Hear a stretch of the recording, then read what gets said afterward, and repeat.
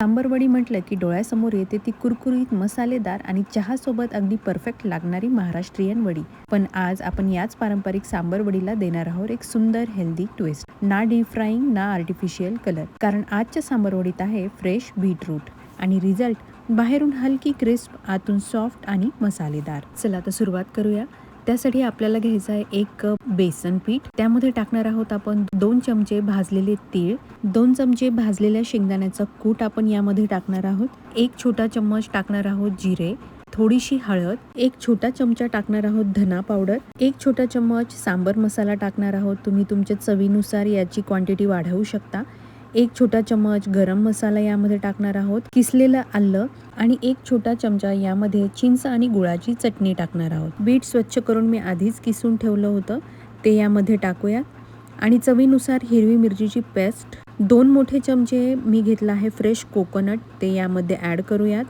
2 मोठे चमचे चिरलेली कोथिंबीर आणि चवीनुसार मीठ. आता हे सर्व जिन्नस आपण मिक्स करून घेऊयात. मिक्स करून हे असेच आपल्याला 10 ते 15 मिनिटे ठेवायचे आहे.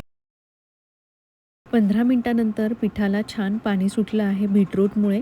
आपल्याला एक बॅटरची कन्सिस्टन्सी हवी आहे, म्हणून यामध्ये वरून आणखीन पाणी टाकणार आहोत आणि सर्व गाठी मोडून याचं एक बॅटर तयार करून घेणार आहोत. हे पहा, याप्रमाणे आपल्याला प्युरेबल अशी कन्सिस्टन्सी हवी आहे. आता यामध्ये आपण खाण्याचा सोडा किंवा इनो ॲड करून घेऊयात आणि हे मिश्रण अगदी हलक्या हाताने आपण पुन्हा मिक्स करून घेऊयात. ही एक गोष्ट लक्षात ठेवा की हे मिक्सचर ना खूप पातळ हवंय ना खूप घट्ट. आपल्याला असं मिक्सचर हवंय की जे ट्रेमध्ये सहज स्प्रेड होईल पण स्वतःचा शेपही होल्ड करेल. याप्रमाणे मी तेल लावलेल्या थाळीमध्ये ते मिक्सचर जे आहे ते टाकलं आहे आणि ही थाळी आपण स्टीम करायला स्टीमरमध्ये ठेवली आहे. स्टीमर प्री हीटेड होता.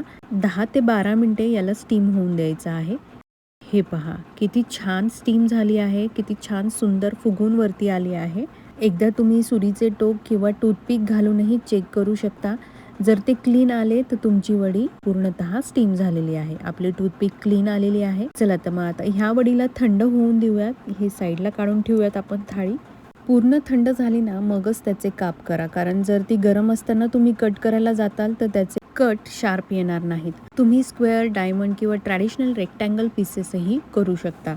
आता तुम्हाला जर आवडत असेल ना तर तुम्ही ही वडी अशीच खाऊ शकता. याच्यावर तुम्ही जिरा मोहरीची फोडणी देऊ शकता, खूप छान लागेल. नाही तर कढईमध्ये फोडणी द्या आणि फोडणीमध्ये हे जे आपण कट केलेले क्यूब्स आहेत त्यामध्ये टाका, त्याला छान परता. याही पद्धतीने खाऊ शकता किंवा तुम्ही शॅलो फ्राय करूनही खाऊ शकता. याचीही चव खूप छान लागते. ट्रॅडिशनल रेसिपीचा हा मॉडर्न ट्विस्ट तुम्हाला आवडला असेल तर अशाच रेसिपीजसाठी चॅनलला सबस्क्राईब करा. आपल्या फ्रेंड्स अँड फॅमिलीमध्ये शेअर करायला विसरू नका.